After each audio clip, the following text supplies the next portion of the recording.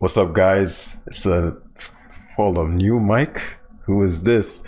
Uh, it's crazy as I hear my mic now and learn how to edit out background noises and all that.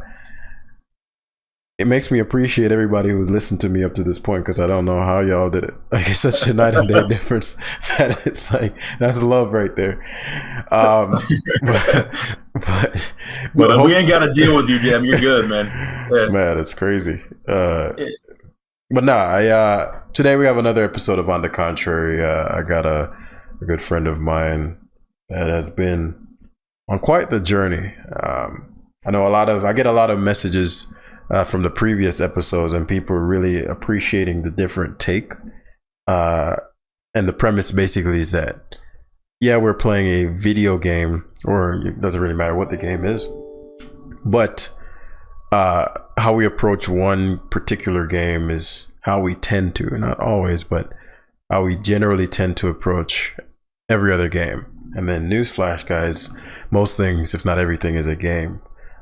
Doesn't mean it's trivial. People think game means trivial. That's not what a game is. But it has rules and it has things that if you align yourself with, you learn the rules of the game, as they say, and you adhere to the rules of the game, you tend to win more often than not. So I got my boy Guardian Arcanine here. If some Academy viewers are listening, you'll know him from the ADPL and just being a positive presence all around. So without further ado, my man, firstly, give them a teaser on what drew you to competitive Mons, and what was a key moment? Yeah, like what was it like competitive Mons, brief childhood kind of thing, and then up to right now. Yeah. Okay. Yeah. So first off, hi everybody. Guardian Arcanine here. Yeah. So the way I got into Mons, right? I was very. So first off, from a child, I played the Pokemon games. My first game was Red version, and it really resonated with me. I got to play. I remember borrowing Red version from a buddy at like one of my daycares. Mm-hmm. So yeah, and that was obviously fond memories. I played every game, every generation since. I'm a huge Hoenn fanboy. Emerald's my favorite game, but yeah, other than that, Hoenn is third gen, right? Oh yeah. Mm-hmm. Yeah, third gen. Best gen. Yep. Yeah, best gen. Yes, sir. That's when Anyway, I got it. Mm-hmm. yeah, I mean the Salamence, it kind of gave that away from me. Yeah. But but yeah, no, I started to get into it competitively through actually the Facebook competitive community, and there's like Facebook groups dedicated to just playing and having mock up Pokemon leagues and stuff. Started out as a fire type gym leader. Mm-hmm. That's where I got the Arcanine from. I used to have an Arcanine on all of my teams. Yeah, and actually the first person that called me Guardian Arcanine I didn't come up with that. That was a buddy of mine because I used to admin groups, and I used to, obviously I was younger back then, so I was much more hot-headed. But dude, I would just lay into like people that were disturbing the peace or whatnot, just viciously almost. And so they used to. One time, one of my buddies, Robin, called me Guardian Arcanine. I'm just like, dude, I'm keeping that and run with it. But anyway, that's all cheesy stuff. But yeah, I got into it competitively through just being a gym leader. Had a few mentors along the way. But yeah, so I really only started to get deeper into it and learn, realize how I can grow from competing in competitive Pokemon in the 8th generation. I didn't take it too seriously. Mm-hmm. I mean, I took it seriously enough to ladder and try to be better than everybody else, which is was my mindset at one point. But yeah, I really only started to, drop everything and adopt what, Academy members and, Jam here calls the growth mindset and a learner's mindset. Well, I didn't coin that, but yeah, that's well, just of course you didn't phenomenon. coin that, but yeah. I mean, obviously that's not your original idea, but Right. It's one of your mantras that gets beat into our heads. Well, it's not even a mantra. Anyway, it's sort of like saying that the sun rises. Like the growth mindset is the only way. Shout outs to Carol Dweck for that book. But yeah, for sure.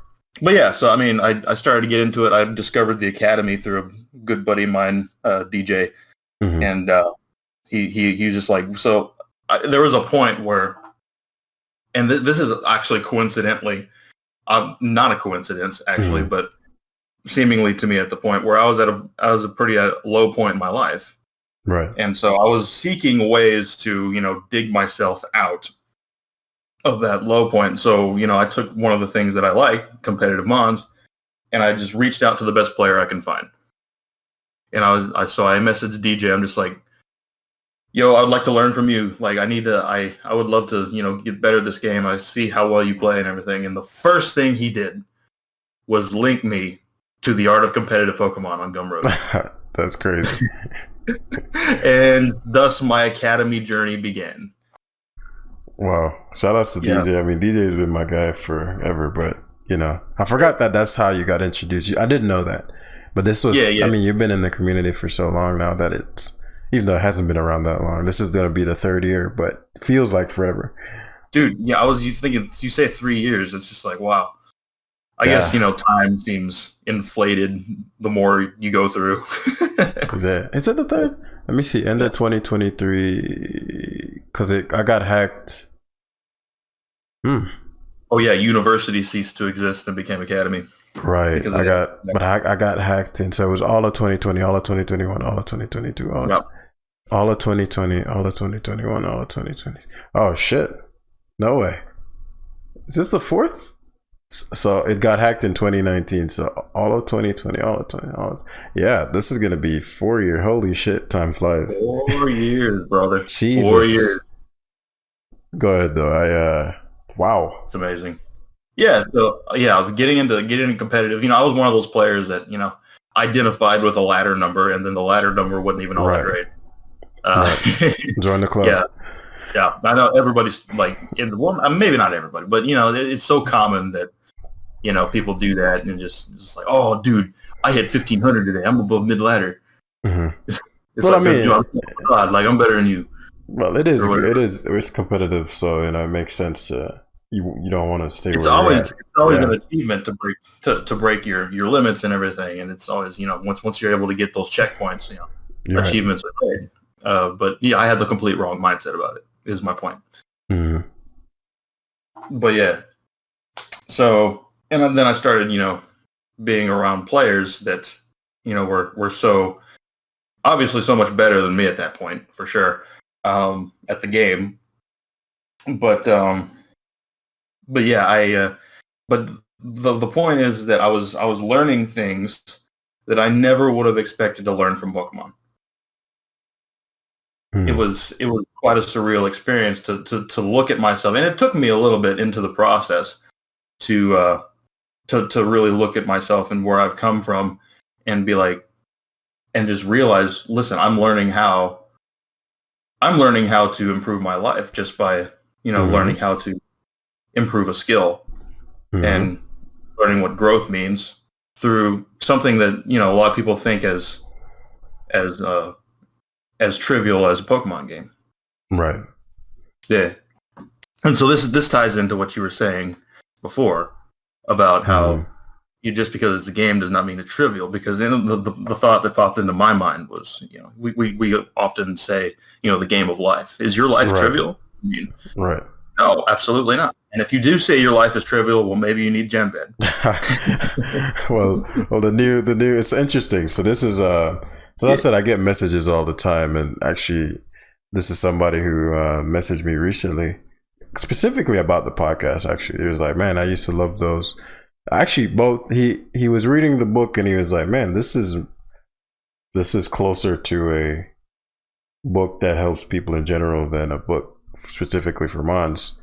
And it's fun. Yeah, which is the entire first portion of it is just like, it doesn't even talk about Mons.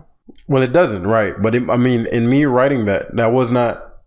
I had no idea what I wouldn't say I didn't know what I was talking about in like a at all kind of way, but compared to what I know now, that was all instinctual. This is what worked for me lens, which was still, science backed, but compared to what I know now 5 years later, like it's night and day. That's why with the new books that are coming out, it's just mind-blowingly different, better right. in every. It's just. And it's easier but it's easy to look back on our past selves who didn't know as much, obviously, right? Since we are growing, and curse our past selves. Well, it's not. I'm not cursing it. I know you're not. I'm just, reaching out and saying things like that because I catch myself doing that sometimes. No, but it's not. There's a difference though between bashing and saying I shouldn't have. There is no I shouldn't haves. What I'm saying is there's a new version that's coming out that makes selects. So if you think that was good, which I get more positives than negative, like just got nothing compared to the new one. I'm so ready for that, bro. I want to read that one, yeah. So I mentioned that because this guy reached out to me saying that, and he was referencing the podcast saying, oh man, that I used to love those because they ranged beyond Mons and went into the nitty gritty of things.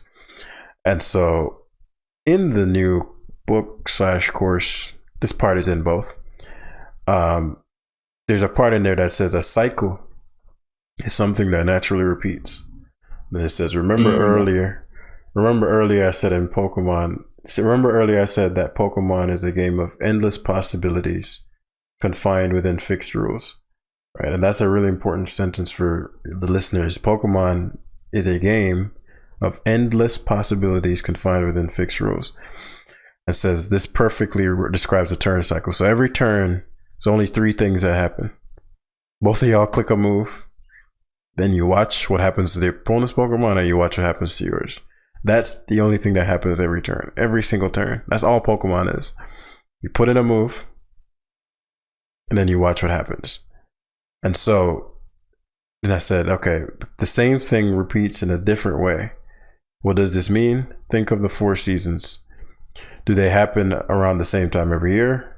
Yes. So that's a fixed rule. Do they happen the same way every year? No. That's an endless possibility. No. So you said some winters are colder than others. Yeah. Well, beyond just that, there's the winter 25 million years ago doesn't look like the winter today for a lot of reasons, right? You could live in the same place for 25,000 years. No winter would ever be identical, but they would be identical on a certain level of analysis. So it says, why is this necessary to know? Because every year is a string of seasons. So if you want to have a good year, you need to aim at having good seasons. Similarly, a Pokemon battle is a string of turns. So to have a good battle, you need to aim at having a good string of turns. And so it says the key word here is aim. Much like life, the only thing we control in Pokemon are our inputs. So if that's true, the only options we have for solving problems is based on our input. The rest of the game is out of our hands. And so this is something that was sent to him because he was bringing this up. But that last part in particular says that the rest of the game is out of our hands. And this is something that struck me when I wrote this, because I was like, wow. I mean, it's almost uncanny how much Mons mirrors life. All you have control over is your attitude and your action, whatever move you click. And in life, that's the only thing you have control over as well. Like, that is it. Nothing else. Yeah. And so absolutely. I say that because you were mentioning you were in a dark place in your life, and then you chose to go to Pokemon, right? And then it started to teach you things. So given what we just mentioned, at that point, life was lifing, just like if you got hacks 25 turns in a row, right? Yeah, facts. Right. And so at that moment, you could argue life was hacking you, right? If you want to look at it that way. Dude, no, it really was. It was out of my control. Right. Yeah. And so now you're on turn 20. You got everything crit you 25 times in a row. You're paralyzed, frozen, burned, poisoned. And now you have a choice to click X or to what did you do next? Or it can give a bit of context. I don't know if you want to go into that, but you know. Yeah, I'll give a little bit of context. Yeah, so I mean, I had a previous, I was raised, in real life outside of Mons to be a musician, and I heavily identified with my ability to do music, and yeah, so I went through lots of education. I got super highly trained in that and became expert in my field and everything. And there was some things that happened in that occupation that forced me out of it. And it was not in my control. Things got real ugly, and I spiraled downwards into a big identity crisis, really. And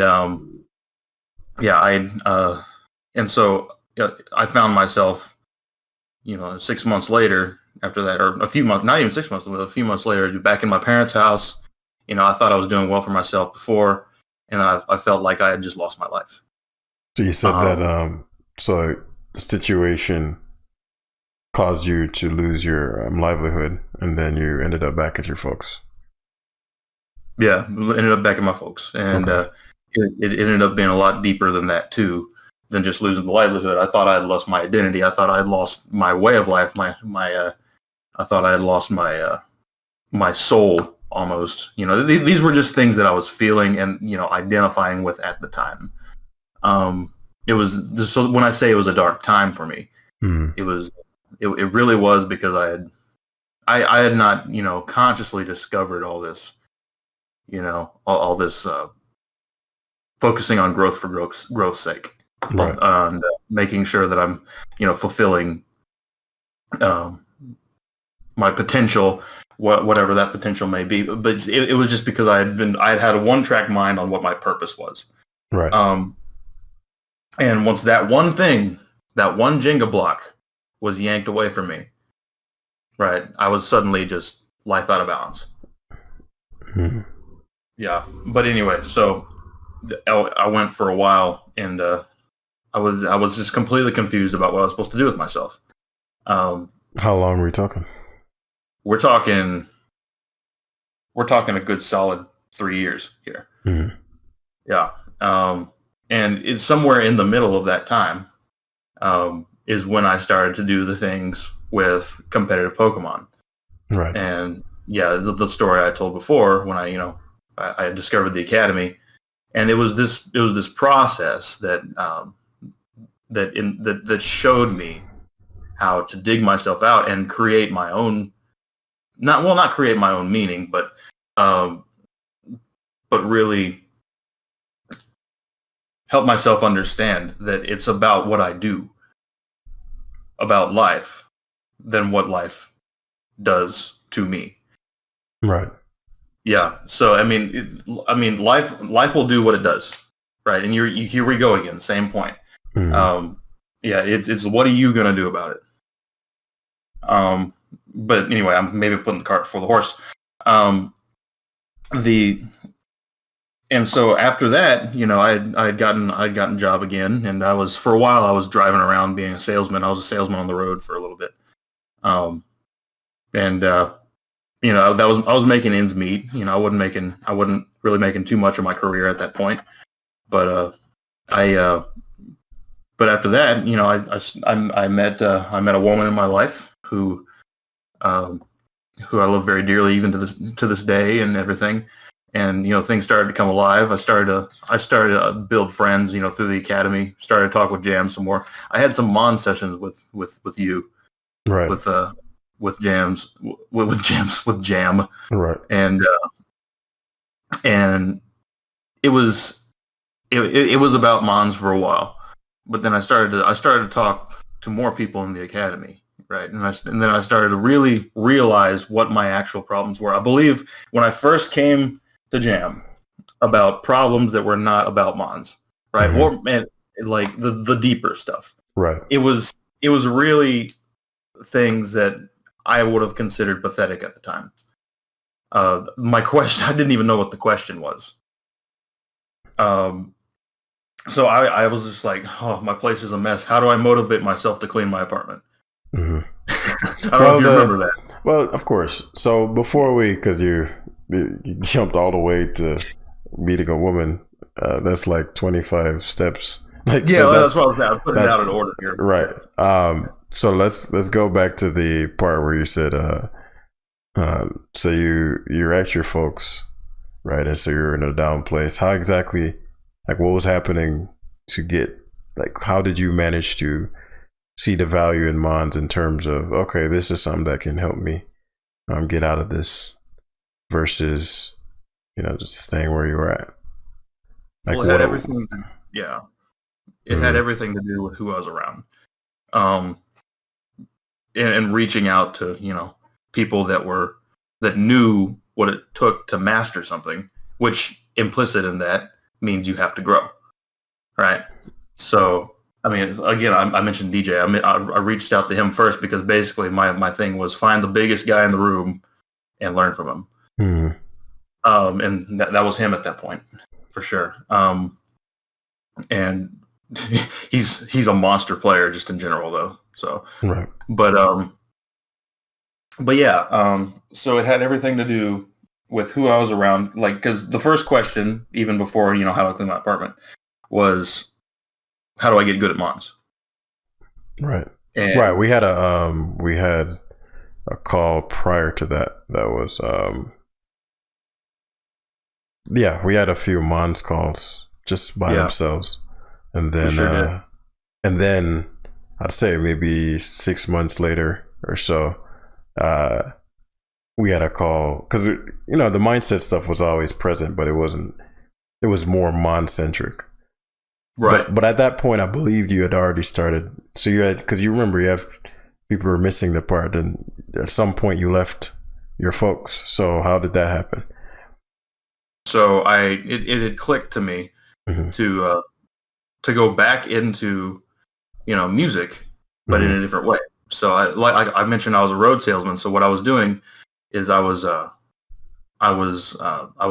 driving around servicing music departments at schools. And I was making sure that I was there and picking up sort of picking up where I left off in a different way. And that was enough income to get me out on my own to where I could get my place, have my own apartment here, and that helped monumentally to take my life back in my own hands. My means of living. I was finally supporting myself again. So what was your mentality like in addition to your parents as you were going through all this? Like, what was that dynamic like? So my parents were there for me when I needed them, and they helped me out quite a lot. I mean, a lot of it, they didn't really know how to handle something like this because they didn't expect this to happen to me as well either. Of course not. So I mean, me being in such a dark place mentally, right? I had lashed out a couple times. Kind of biting the hand that fed me at that point. But I mean, nothing huge or major, but I definitely created some tension there because I was definitely in the thing about, oh, I lost my life. It's about me. This is terrible. And then once I decided to think better, right, and do something about it instead of just sulking around my parents' house. Right. And for the whole 3 years, I wasn't unemployed. I was working these small jobs. Right. Nothing in comparison to what I used to do. Right. But I finally decided to make a career decision again. So was there? Were you still playing Mons when you were there, or was this afterwards? I was playing Mons seriously, competitively for a little bit, maybe 6 months. Before you left? Before I left, yes. So were you introduced to growth mindset and all that? Like, what was the catalyst? Did you just randomly decide to leave? Well, I had gotten an idea about a job that I had not had before, that I had I actually had a representative in the position that I had chosen back when I was working in music, and I was just like, "Whoa, what about that?" I could go do that. I remember him. I'm just like, why haven't I thought of this before? So it was almost like an epiphany. So I was just like, yeah, I'll do that. That's a job that'll help me that'll actually allow me to live on my own again. And get out of my parents' house. Right. Because at that point, people stay with their parents a lot, and it's not indicative of much. But for me, it was different because I had to move back in because something terrible happened to me, and that was humiliating. That was what's humiliating about it. It's not that I was living with my parents. It was that I was knocked down back into an environment where I felt like I was making negative progress. Well, how long were you out of the house prior to that? 10 years. Oh, so you hadn't been back home in 10 years? Yeah, I mean, not living at home, yeah. Gotcha.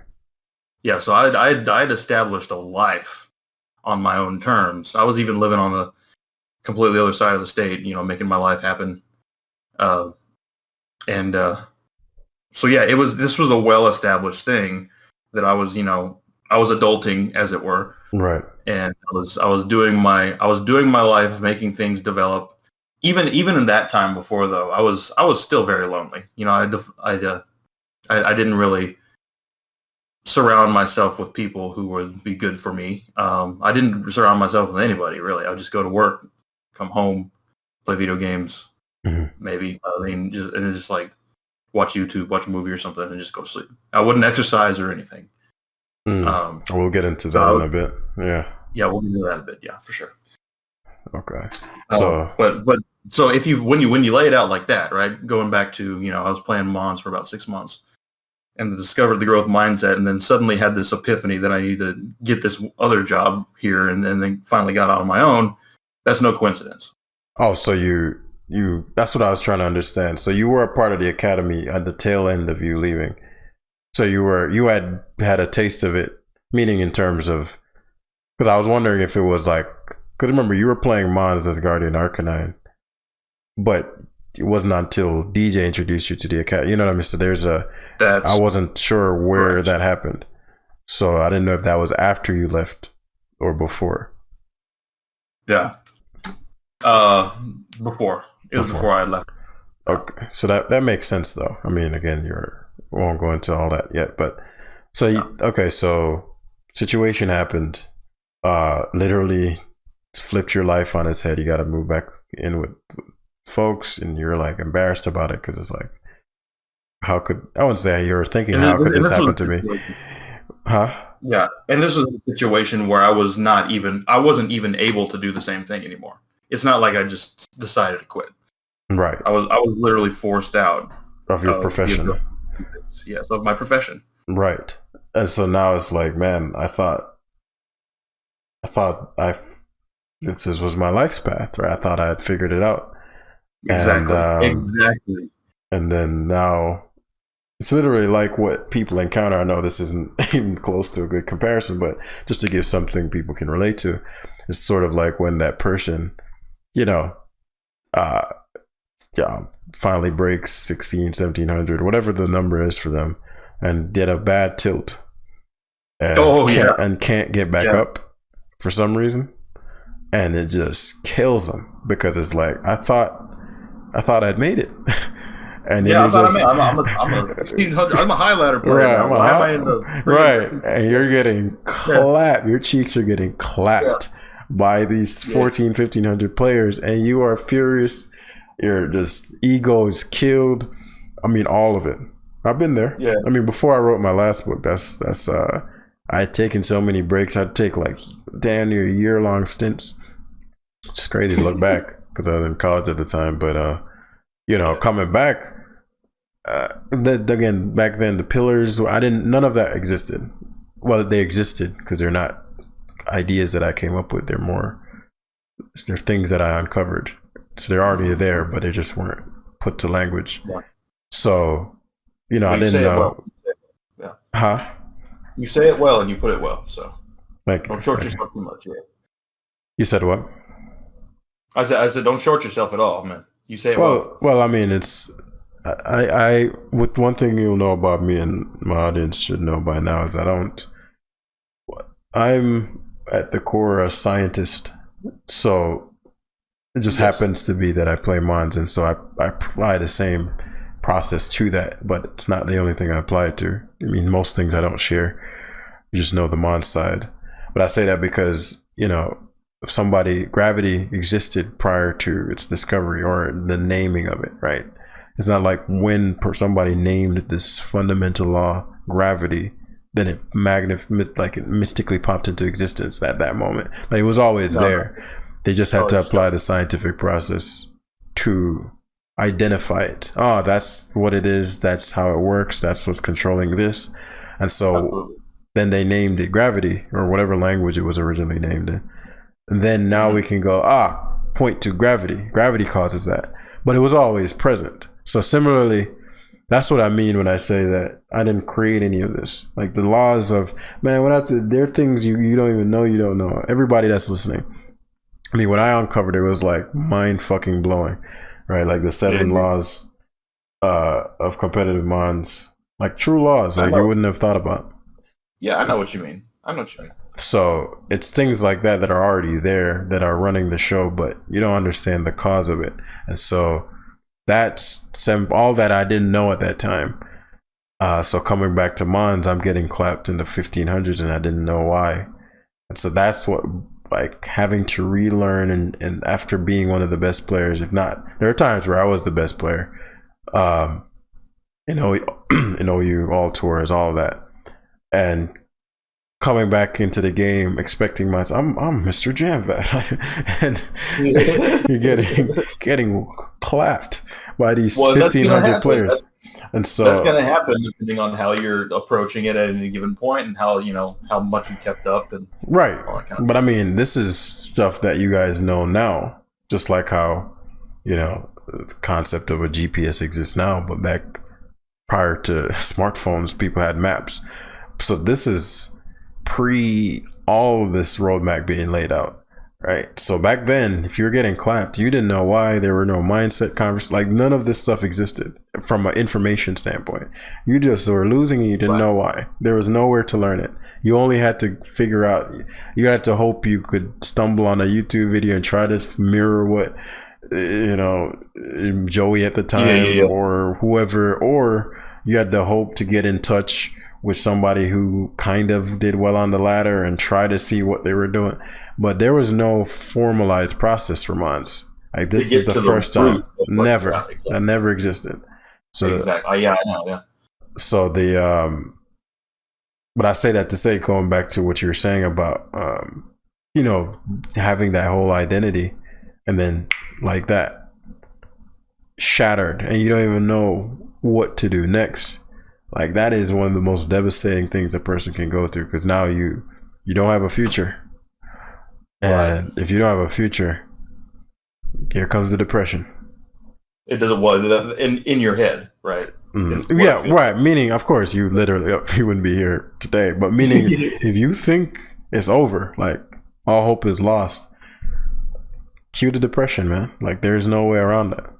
That's the only way your body is going to respond to something like that, because depression more or less is hopelessness. Like, I feel like there is no hope. And so if there is no hope, why move? Why get up? What's the point? Right?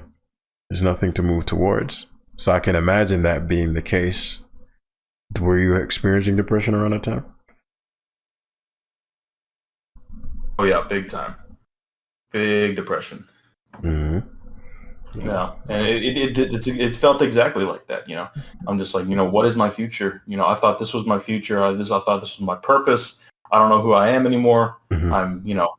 I'm in my late 20s and I don't know who I am. Mm-hmm. What is wrong with me? I started to self-reflect and just be like, what? If that wasn't my purpose, then what is my purpose and who am I? All these kind of really deep identity questions that get real sensitive to an individual, because one of the biggest questions about our lives is who am I? Right. Is that's pretty much it right there. Mm-hmm. So, and the answer is a lot more rooted in deeper concepts than we will ever originally think. For sure. And that's a good transition into, so you've been in Mons, you left, your mindset starts to improve a bit. You're on the road, because I do remember around that time you're on the road, and then that's when you reached out for non-Mons related stuff. So what inspired that specifically? The will to get my life in order, because I was sort of calming down from the panic at that point. You know what I mean? And starting to settle with myself and evaluate my life.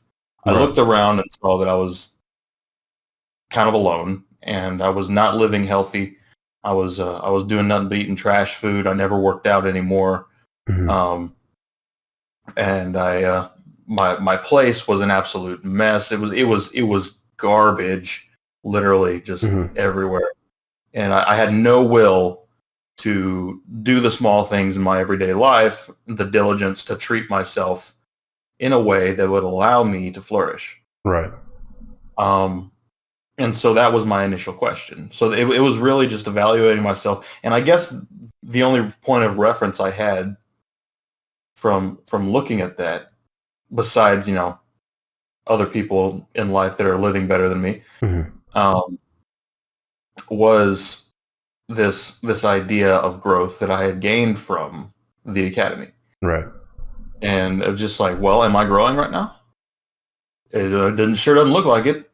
I'm not working towards, I'm kind of just existing to, make sure that I can pay the rent and go home, and here I am again, right? Go home and do nothing in the evening and get fat and just exist and be content with my lack of drive and purpose. Which is crazy to think now, given how you operate now, but we'll get to that. We'll get to that. Yeah, it's mind-blowing. It is a mind-blowing. This is definitely where, around the time, because I remember vividly, because you remember the exercise we did in that session. I remember vividly. So I don't know if you want to go into that, but we briefly did. Actually, I'd prefer it for it to be from your perspective on like what happened, because obviously I remember. But we did a session, then what?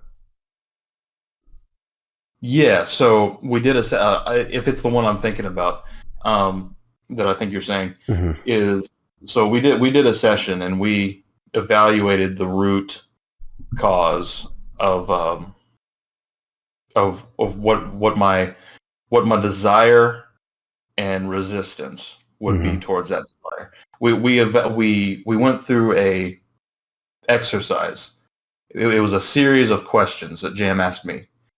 And to get to my core, root, deepest desire, right? And that ended up, I'll share mine. It ended up being, I'm called by God to be more than I am. That was what it was at the time. Now these change over time. The root of it stays the same, but yeah, it's pretty similar. We did one there. It was pretty similar. Yeah, we did it again later. Yeah, we did it again a year later. And it was exactly a year later, actually. But yeah, well, not exactly, but you know what I mean. Yeah.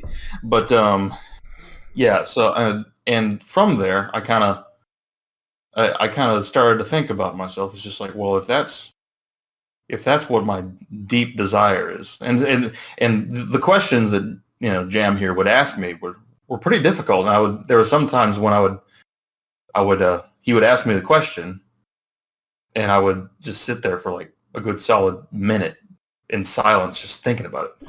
And it was a circle of questions. It's like, why do you think this? Why do you want this? Why is it important to this? Why is it?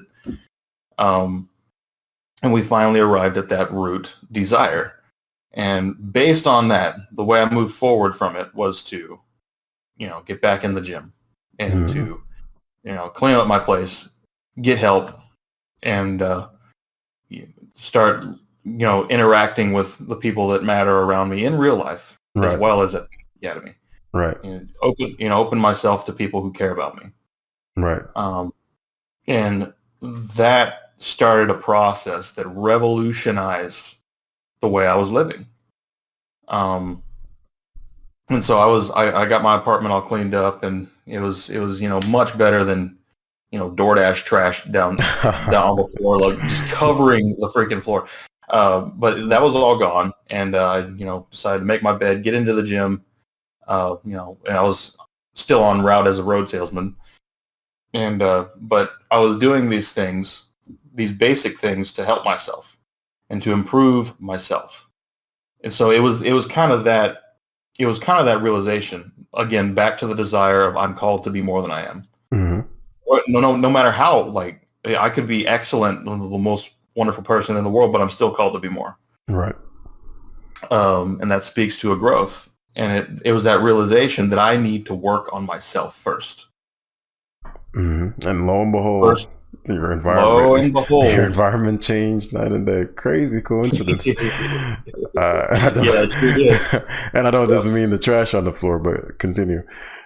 Well, those are just symptoms, right? Of an unhealthy mindset. Of course. And so I started doing these things, and I was connecting with people professionally, and working myself out. I lost a bunch of weight again, or starting to lose a bunch of weight, and so getting more healthy, and my outlook changed. I started to spend more time, since at this point I was living on my own. I started to spend more time with my parents, which is kind of poetic, actually. Mm-hmm. Because just when I was living with them, I didn't want anything to do with them. Right. And it was all because of my own mindset, not theirs. Right. And so I started reconnecting, going back to church and stuff like that. I don't know, the faith of everybody, but that's something that's important to me. Were you going? Were you going around that stint? I actually never asked you that. No, I wasn't. Okay. I had not been to church in a while. Okay. And really, I mean, from a psychological standpoint, just reconnecting with the moral center mm-hmm. at your community is really what that's all about, from a psychological standpoint. Mm-hmm. And so that helped me monumentally. Lo and behold, a little bit later, I was working at one of the small jobs previously that I was doing before I was a road salesman. I had met this girl, and it had taken me, and here's the next part, right?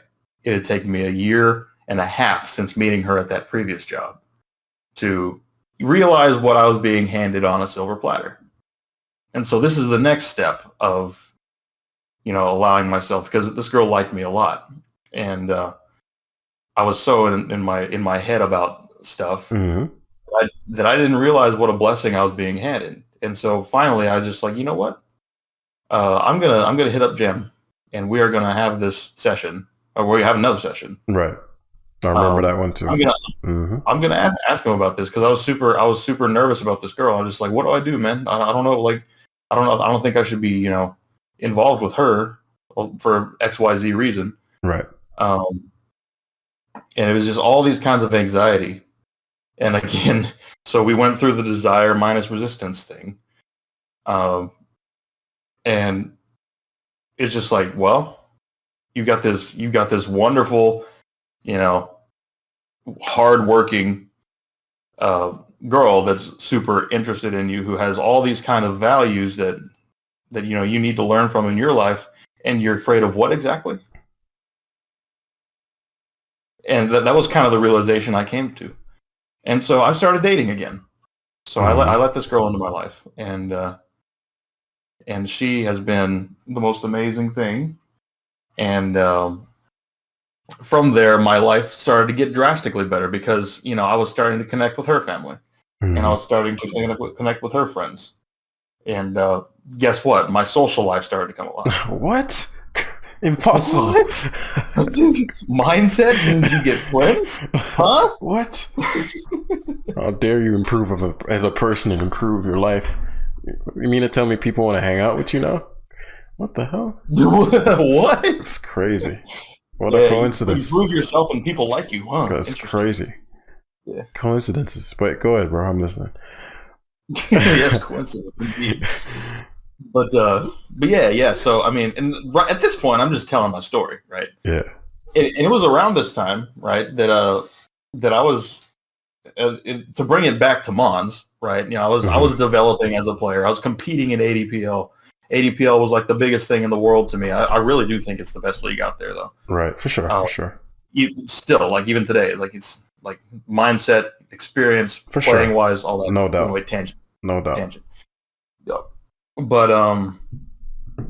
But yeah, and so I was starting to seriously compete at a high level, but I wasn't even thinking about this at the time. I was making all these achievements, like I got my first ADPL win, and then I started consistently, put up a good performance. Some seasons I had better records than others, but I was actually competing at a high level and trading wins with people. I was super high level players, and it was around this time that I was starting to really start to reflect on something I had been thinking of, which is that the way a seasoned player plays competitive Pokemon, it can be a direct reflection on their mindset. And so I was seeing that sort of proof in the pudding there. In terms of what? In terms of yourself or the people you're playing with? In terms of making myself more healthy mentally. Okay. Therefore, one of the side effects of that was that I was becoming more and more of a better player in Pokemon. Right. Because I was more mentally healthy, I was able to break down decisions turn by turn, right. Able to look at preview and, and be able to gain perspective based on preview and formulate game plans. All things that are skills in your life, your real life. Of course. And so... It's literally the same skills, actually. Yeah. It's like 1-to-1. It's almost the exact same skills, but go ahead. It is the same skill. And it's because it was kind of the same thing. When you're starting from nothing at the beginning of the game, you look at what do? You look at the pieces on the board and strategize, and you're just like, okay, how am I going to get from here, right? My place of darkness without a life, right? And also my place, where my opponent still has 6 Mons, and how do I take a step-by-step process to get to there?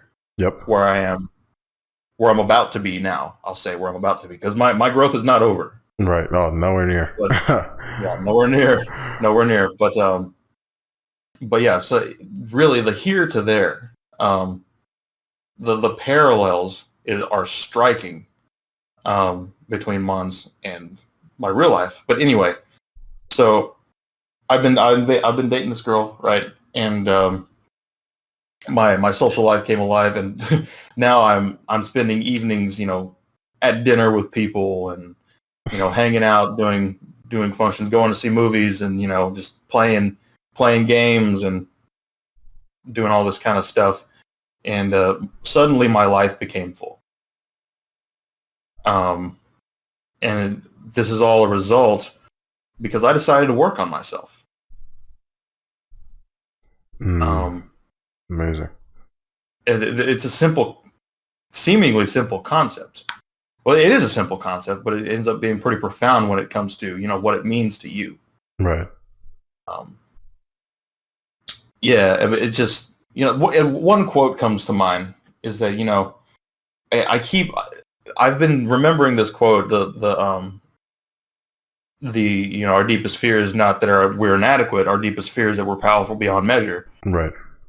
It keeps on resonating in my head. It's just like, well, we're not afraid of our inability to do things. We're afraid of, getting off our ass to do it. It's funny. That particular quote, it's interesting. I used to have a audio I listened to maybe a decade ago, not a decade, maybe 7 years ago, and when I'm in the weight room, and that's how it starts. And it's funny because literally maybe a month ago, it randomly popped up again on my YouTube, and I've been listening to just kind of part nostalgia, part just like, and that's literally how it starts. Our deepest fear. I don't know who said it initially, but the nostalgia of that mountain climber jam that existed when I used to listen to that kind of stuff on a regular basis. it was that same energy struck me the moment. And so it's interesting that you picked that of all things in around the same time that I started re-listening to that video. I haven't listened to that in like a half a decade. You know what I mean? Just literally, so it's synchronistic. But go ahead. Yeah. The quote is by Marianne Williamson, by the way. Okay. I believe, if I'm remembering that correctly. But yeah, no. So yeah, I mean, time goes on, and I'm living a better lifestyle, but I'm also not going anywhere professionally. I'm kind of just I'm still just driving around, servicing, making sure I visit my directors, going home, and not really making much advancements as far as money, and not really growing from there. I'm still I'm still kind of not going anywhere professionally. So fast forward a little bit.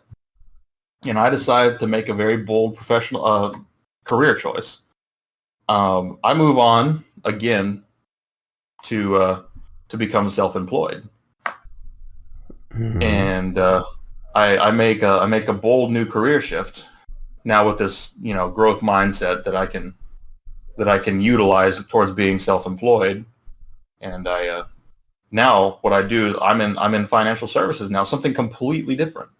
And it was it's scary getting started. It was very scary getting started, but now that I have a support system that I've built by working on myself, mind you, I'm able to lean on them. And now what I do is I reach out to people and I make sure that their families and their lives and their incomes are properly protected. And so besides the professional plug, I get started in this, and then guess what? I start to get super aggressive about reaching out to people, which is something I never would have dreamed I'd ever do. Wow. Just reaching out to people, being like, hey, let me help you. Oh no, I believe trust, like sales in general, but yeah, like that style of helping people grow. Yeah. I would have never caught myself doing that. Right. And now I'm, fast forward to the present. I'm a few months into that only, but I've made more money than I have in my entire life. And I'm just using the things that I've learned from the academy in order to master a skill or master an area or a profession. For a while there, I was showing up as the number one new agent in the entire South Texas area. It's crazy. It is crazy. Well, before that though, because you kind of you skipped over some things again. Skipped over some of so after the call, clarified some things with as far as what you want to do with your current girlfriend, and then you kind of jump to life today, and then kind of backtrack to the position. But also before you took the position, it wasn't just some guy came up and was like, hey man, you're handsome, you need to work for me, come live it. Like it wasn't like it wasn't so it was, right. So there was a lady. So there was a lady from church actually that had known me since I was little, and she comes up to me and she asked me what I do. At this point I was still driving around musical instruments, and she goes, are you looking for a job? I'm just like, well, first off, in my head I was like, how'd she know to ask that? Because I was getting sick of it at that point, right? And I'm just like, well, yes I am. And she goes, well, why don't you we're looking to bring on a new agent for in our financial services realm, and you should totally get in contact with this guy, her supervisor and everything.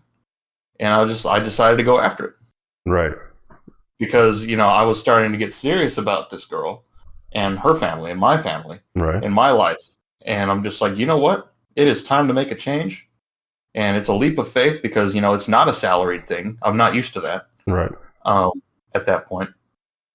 But the potential for growth was just incredible, according to what she was telling me. Right. So for the sake of me getting serious about this girl, I'm just like, you know what? I need to do this, and getting serious about my life and improving my life. So the main motivation for me getting into this was I want to build a better life for us.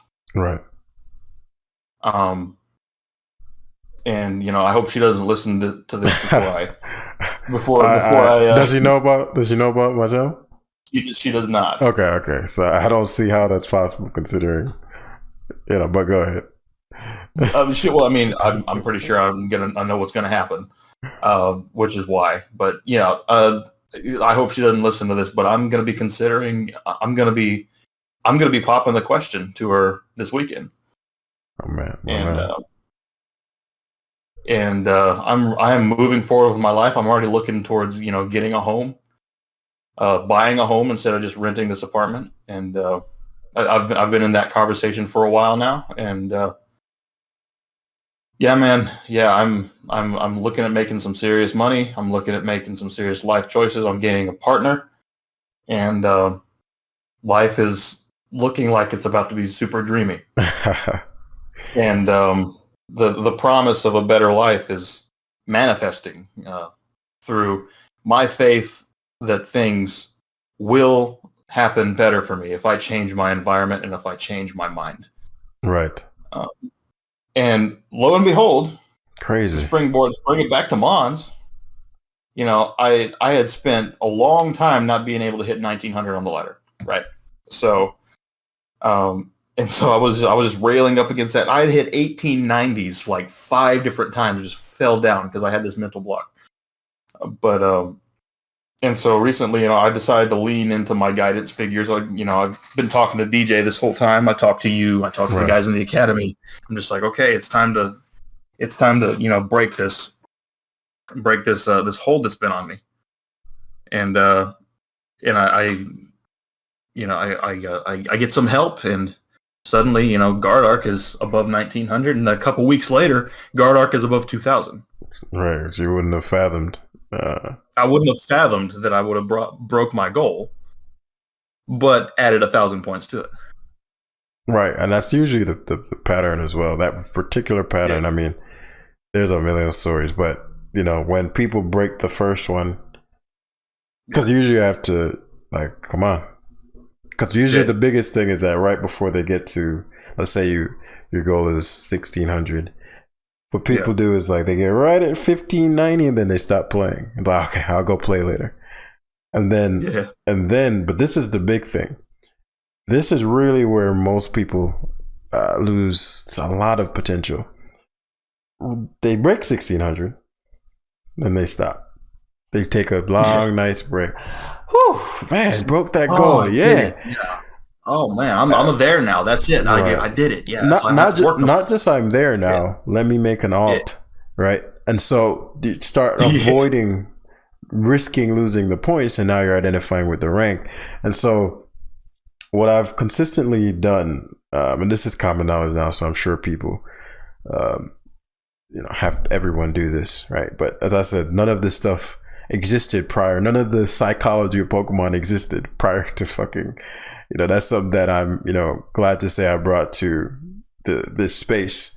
And so the phenomena of, okay, let me rest on my laurels now that I've achieved my thing. It's like, okay, it's not conscious, but you identify with the rank. You're like, okay, I worked too hard to get here.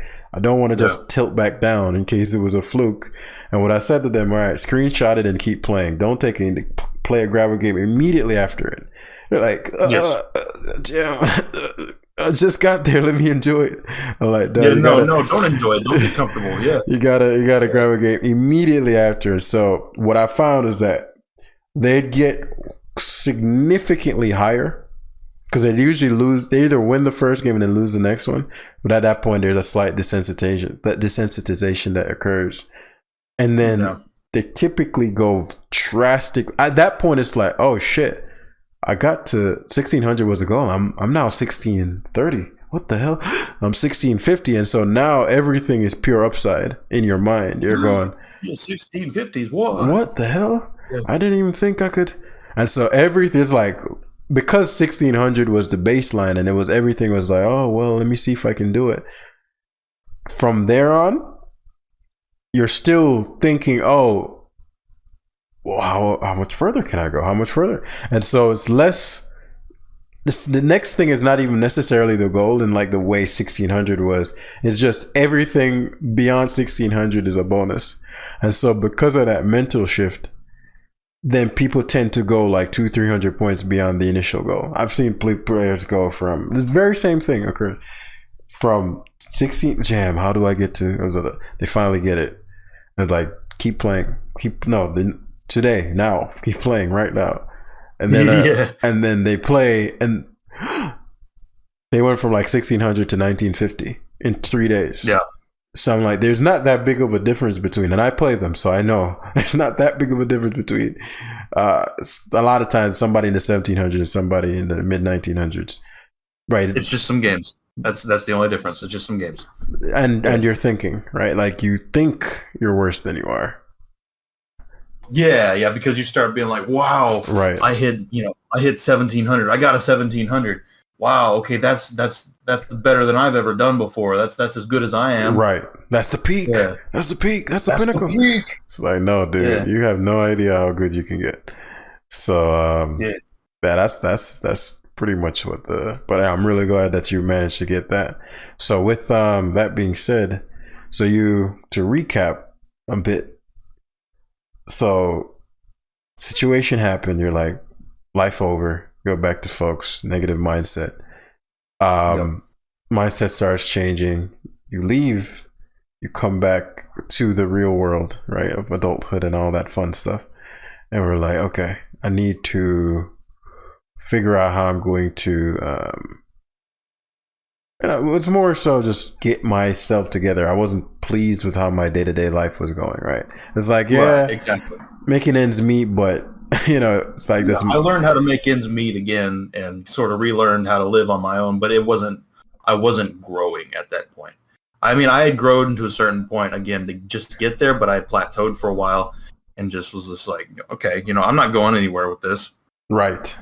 And so I've learned how to survive, but I need to learn how to thrive. And that's the big difference. And so from there, boom, we did the session. Things start to improve. Just more so within yourself. That attracts your current partner into your life, right? Because I remember we spoke about her even before that session. It was not. The second session was more about, okay, I'm thinking about actually making this decision to yay or nay, and then we did the session on that. Obviously you made the better of the two, and then from there, such a long time now looking back, it's crazy, but in a good way.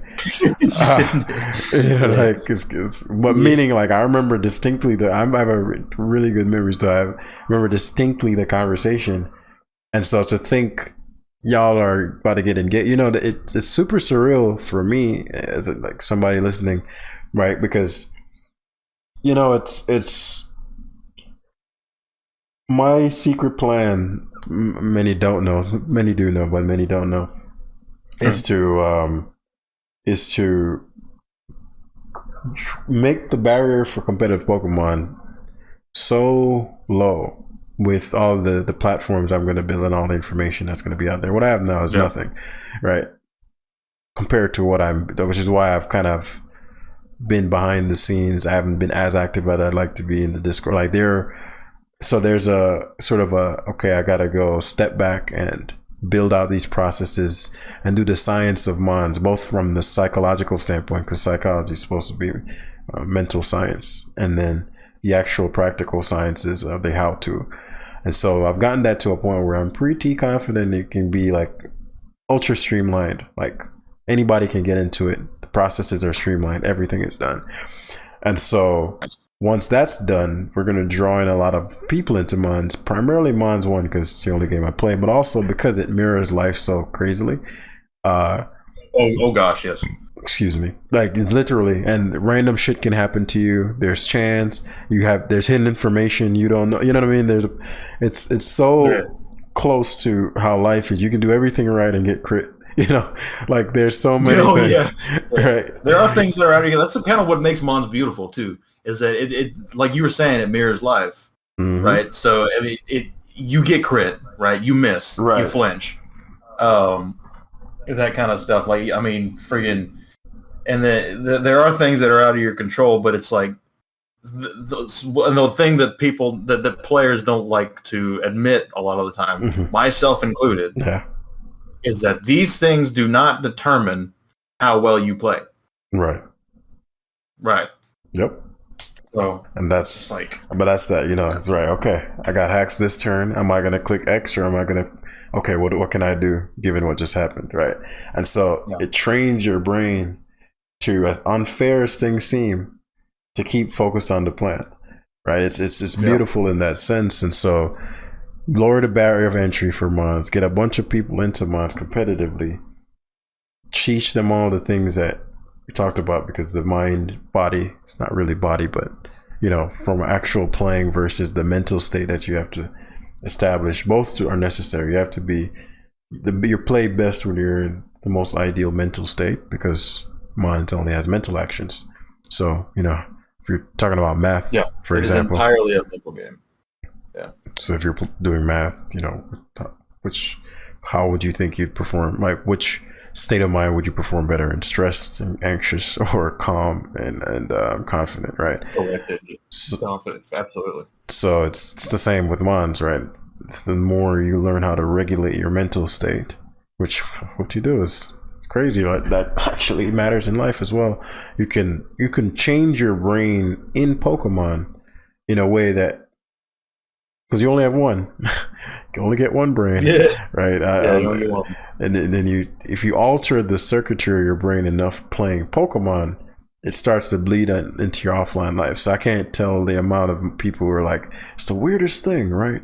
I just started working out and things started to get better, and I was like, really, right? Because now you have a game with no stakes that you can train your brain on. Yeah, you get to practice it, right? So, I mean, and you learn this from Pokemon? Like, I mean, you think about that at first, but like, I mean, you think that, because a lot of people's first reaction to Pokemon is just, oh, it's a kid's game. Right. Why are we playing? Why are we taking this seriously? Right. It's like, but it's not necessarily even about taking Pokemon seriously. No. Pokemon, it's about taking things seriously, like growth, like good decision making, mindset. Yeah, I mean, these things, I mean, one thing I used to say all the time is that competitive Pokemon is a conduit in which we discover growth. For sure. Yeah. And most games have that within it. Mons in particular mirrors life in a way other games don't. Like, people use chess, right? Chess is good and it doesn't have randomness, right? Which is, I mean, you could argue life doesn't have randomness, but I mean in the sense that if you're the better player in chess, you pretty much are always going to win. And Mons, that's not always true. From a limited individual perspective, life will always have randomness to it, right? I mean, you can have that other debate. Right. But meaning how it was going to feel. Oh, my car, flat tire, missed the interview, boom, boom, boom. In those moments. Or, man, I set up to +6, missed the fucking high jump kick. You know, like that. It's... You're constantly having to weigh the risk versus the reward. Okay, do I okay, what? Okay, now am I gonna rage quit, blame the game, or am I gonna, because I mean, when you think about somebody who doesn't get what they want out of life, many times it's because they rage quit, right? They clicked X. And we don't think about it like that, but clicked X, right? For a brief moment you clicked X for those years, right? And then you found a battle again. But for those brief years, you did click X. I'm never playing this game again, right? And so there are so many parallels that I want to lower the barrier to entry and teach that. And then, because there are things beyond that I'm going to introduce, but I need to bring people in with things they use as their escapisms. If I try to teach somebody this stuff directly, if I try to share the growth mindset book with you directly back when you're in that state of mind, it's very unlikely you would have. I wouldn't have. Never. No. And I mean, same with me. Like, so there are things that can indirectly give us the very same insights in a different method. And so video games can do that. And so a lot of guys in particular, I have a soft spot for my dudes out there because, you know, I can look back at my, no, for real, because I look at where my life, but meaning in like a brotherhood, kind of like a fraternal, because I look at where my life could have been had I not had certain mentors come into my life at the right times. And had I not had access to the information they put out for free. And so I'm like, man, I had to take action on it. But if they didn't even have that, if I didn't even have access to that information, where would I be now? And so that triggered a chain reaction for me. As you know, it's like most of the stuff in the book are actually online. Like they're actually just, the videos online are almost mirrors of them. So they just you could technically get it. People still purchase it because they want the copy and physical things and whatnot. Yeah. But it's still free. Like I still put all the stuff out. There's nothing in the book that I haven't put out in a video. So, you know, it's that, okay, I need y'all to get to this. Realize, oh shit, if this is possible, then where else am I holding back? Right? What else is possible? Exactly. That's how it applies, right? So it's just like, man, it's really almost surreal to look back at the progress in my life, right? After my, we'll call it, you know, a rebirth of sorts, and then just watch how my progress in Mons has paralleled that. It's like, bro. Basically, point being, guys, seriously, dive into this stuff. Like, I mean, I'm not paid by Jam to say this, I promise you. But like, dude, read his book, get into the academy, learn about this psychology stuff that he has for free for you. Like, seriously, just go look at this stuff, because, you know, if you take this stuff to heart and if you're able to practice these growth methods on something that is as, you know, recreational as competitive Pokemon, and you're able to learn from that and apply it to things that will actually affect, say, your job, your income, your relationships, your your love life, even. So many times I've had that. I mean, it's hilarious. Like, yeah, it's like, so if you're able to learn this stuff and apply it forward that way, you will learn how to thrive. And if you have any questions, and you'll learn how to, definitely reach out. I mean, that's what the academy is there for. And Guardian. And the first question I asked Jim was, how do I get myself to clean my apartment? It like literally, it starts that small, and you might think of yourself as ridiculous for asking something, but it's not ridiculous. It's really not. I mean, at that point, I didn't even know what the question was, but I asked anyway. And now looking back, it's like, oh, that wasn't even close to what the problem was. But the symptoms, you're right. Like, talk about what you know, like, versus feeling talk about what you know. Oh, well, you know, I don't want to say anything because I'm too prideful or I'll be judged. And, you know. Yeah. Oh, my God. Dude, he's almost like mimicking my past self. Like, that's how I sounded. Like, I'm just like, oh, I'm afraid I'm going to be judged. I don't know if I let this grow into my life. I don't know. I don't know what people will think of me and all this kind of stuff. I don't know if it's right. Even though it's crazy looking back like, now, right? Yeah, and the thing is that I'm not necessarily cured of anxiety. Actually, right? I'm still going down. That's what I was forgetting right there. We forgot to talk about. We did a session recently. You were. We'll go over that briefly. You just started a job. I was like, there's something we're forgetting. You just started a job. We did 2 sessions on that. You just started a job. Oh God, dude. Right. Dude, starting this career has been terrifying. Like, yeah, bro. So, but that was a big breakthrough you had recently. So what is the, you know, yeah. But what happened? So you started the job. It wasn't like, oh, I started, because you mentioned with it, you're breaking through barriers, you made more money than you've ever made in your life, but that's not how it started. So right, it's not that simple. Exactly. So we had a session, right, and I had taken some notes even before that because I had worked with Jam before and I kind of know how this goes, right. And so it's just like, okay, just bring the concern and, you know, evaluate where you're at and before the session, and let's talk with Jam and let's deep dive into the conscious about it, right. The subconscious about it. So it was stuff like I was coming paralyzing anxiety brought forward about performing key parts of new career, right? And prospecting, especially over the phone, fear of selling to, my natural market, people that are close to me, for fear of being judged for being a salesman, when in reality, I'm saving people from the things that can happen in life. I'm literally reading down my pre-session notes here. I haven't pulled up. Feelings of inadequacy, right? When faced with, starting professionally in a whole new skill set, which with no prior knowledge or even a mind for, finances or anything like that. Feeling of intimidation. There's this whole list, right, of just crap. Yo, you remember when I told you, I was like, you're going to look at this in like 2 weeks and you're going to read that list and be like, there's no way I said that. It's so funny too, because literally in 2 weeks, like actual 2 weeks, I was at the top of the charts. Yep. In my career for new agents. Right. And I was golly.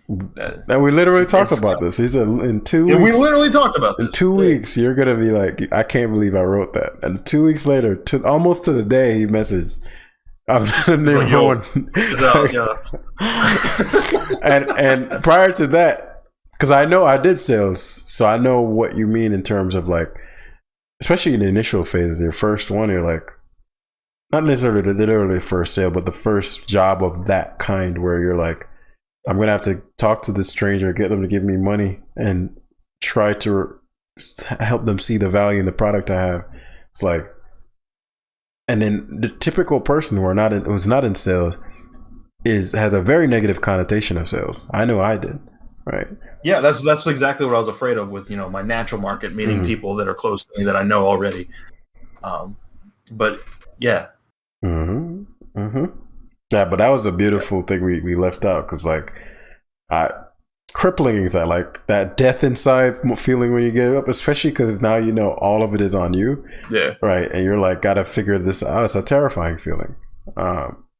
So yeah, but yeah, I was also intimidated by the other people that are in this new career that I'm in, that have been in it for decades, who are just absolutely stellar at it. And I'm just like, how could I do that? And it was Mons all over again, basically. But now that I'm practiced at growing, here I am 3 months later, killing it. And just, obviously I have a ways to go. I'm still going to learn. I'm still going to learn. I'm still going to become, more and more excellent. Of course. But it just, and another way to look at this, kind of zoom out, right? The span of my career and my life. Music first, and then finance. What I guess. You talk about different. So if that's any testament to the ability that the Academy has to teach you to learn life skills, let me be an example. Bingo. Yeah. And there are only a few life skills, believe it or not. People think they're all these life skills. They're like variants of them. In the same way you have 18 types, but you have outgrowths of those types in Pokemon. Right? Like you got a bunch of water types, you got a bunch of fire types. Really only a few core principles, and then there are variations of things. Yes. Your opponent has six Pelipers, and you have Tapu Koko. Bingo. boil it down to the first principle. Nah, I'm still going to use that example because it's very hard to do that in writing. But see, without them getting so confused, what? Because then now you have Mons getting left out. I've never seen a Tapu Koko. Like there's just so many. Yeah, for sure. But yeah, but no, I mean, we're hour 20. Any final words, nuggets, biggest realizations over your 2.5 year journey so far? Well, I mean, here's a little nugget here. I'm motivated towards my work today after we get off this call. So, like, I mean, it's just reflecting on how far I've come and how I've been helped and how I've helped myself. It gives me even a renewed energy just to go forth and do the things that I need to do to help myself. Yeah, really thrive in this world and live a wonderful life, and to help people and make an impact. Because through the common thread through it all. Yeah. Right. No matter what I've done in my life, has always been to impact lives. It's the only way to get fulfillment, man. So there's no other way to it. It really is. And I mean, through Mons, right? I mean, I reach out to people in Mons, and I'm just like, hey, man, like let's play a little bit, and I want to learn from you, or I want to help you, kind of stuff. And like I'm in communities, and I'm always I'm always willing to help others grow as well, and so. Hell yeah. But yeah, I mean, it anywhere from Pokemon to life insurance, right? Where I'm literally saving people's life from death. Mm-hmm. Like, speaking of which, I mean, if anybody needs that, just shoot him a PM in the academy. Hey yo, plug. Take care of you for sure. Anything in that department, right? Yeah. But, if you live in the U.S., I can say. Okay, in the U.S., right? Yeah. But nah, for sure, and it's there's something you said that maybe we want to share, something to close out. It left, but it was related to something. But yeah, yeah, I was like, I don't want to spend too much time trying to remember what it was, but it's I want to thank you for coming on, man. I know it's been a while in the making. I know somebody out there, this was the perfect podcast for them.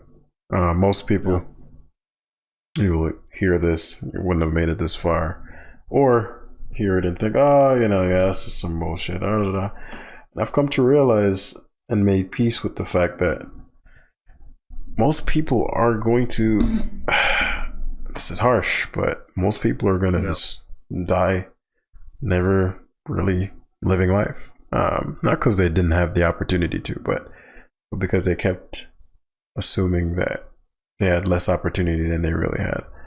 So that's if you're out there, person who feels like everything is doom, if you're out there listening to this right now, join us in the dream, because the dream's real, buddy.